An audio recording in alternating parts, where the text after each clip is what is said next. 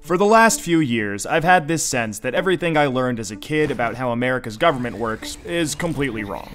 But I had no idea how bad things actually were until I saw this one graph. Researchers at Princeton University looked at more than 20 years worth of data to answer a pretty simple question: does the government represent the people? Now, this is what they found. This axis here represents public support for any given idea. On the left, at 0%, are ideas that not a single American wants. On the right, at 100%, are ideas that everyone supports. This axis represents the likelihood of Congress passing a law that reflects any of these ideas, from a 0 to a 100% chance. On this graph, an ideal republic would look like this. If 50% of the public supports an idea, there's a 50% chance of it becoming law. If 80% of us support something, there's an 80% chance. You get the idea. Now, most Americans would probably agree that, with a few exceptions, we should be as close to this ideal as possible. Unfortunately, the way America actually works doesn't even come close. Take an idea that nobody supports, literally nobody, and it has about a 30% chance of becoming federal law. Now, take an incredibly popular idea, the most popular idea this country has ever seen, and there's also about a 30% chance of it becoming law. This means that the number of American voters for or against any idea has no impact on the likelihood that Congress will make it law. Put another way, and I'm just going to quote the Princeton study directly here, the preferences of the average American appear to have only a minuscule, near zero, statistically non-significant impact upon public policy. So if you've ever felt like your opinion doesn't matter and that the government doesn't really care what you think, well, you're right.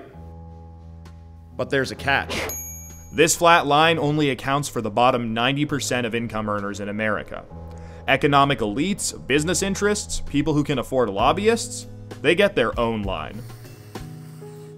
Look at how much closer their line is to the ideal. When they want something, the government is much more likely to do it. And when they don't, they have the power to completely block it from happening, no matter how much the rest of the country supports it.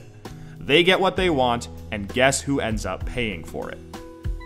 We pay for it with the most expensive healthcare in the world. We pay for it with a tax code that's a complete mess. We pay for it with internet that's slower and more expensive, with wasteful spending, a floundering education system, a catastrophic drug war, and 1 in 5 American children born into poverty. Almost every major issue we face as a nation can be traced back to this graph. How does this happen? Well, just follow the money. Right now, it's perfectly legal to buy political influence in America. Here's how it works. Let's say a big bank wants a law that would force taxpayers to bail them out again if they repeat the exact same reckless behavior that crashed the global economy in 2008. Not exactly the most popular idea with the public, and Congress knows that. That should be the end of it. But that's where the money comes in.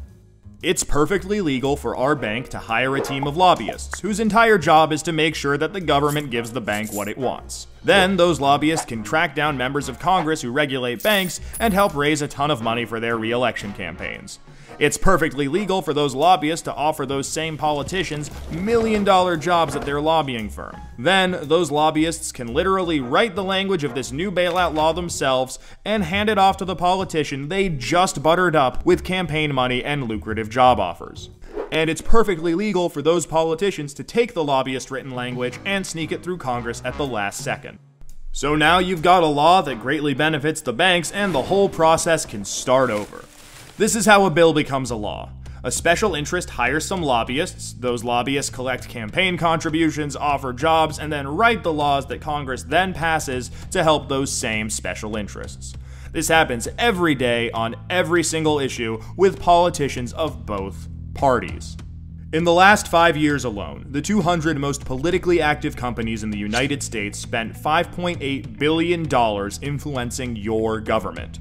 Those same companies got $4.4 trillion in taxpayer support. And that's trillion, with a T.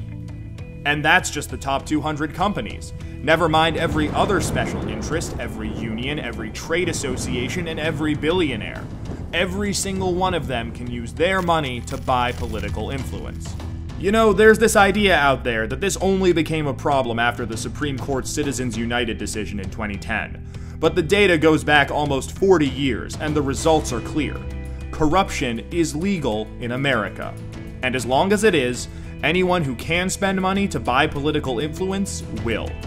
The solution here isn't rocket science. Make corruption illegal. We already know Congress won't do it. I mean, one look at this chart will tell you that. What we need is a plan that lets us go around Congress and do what the American people do best. Fix this mess ourselves. Well, good news. We have that plan and it's already working. Now that we've got the problem covered, let us show you how to be part of the solution.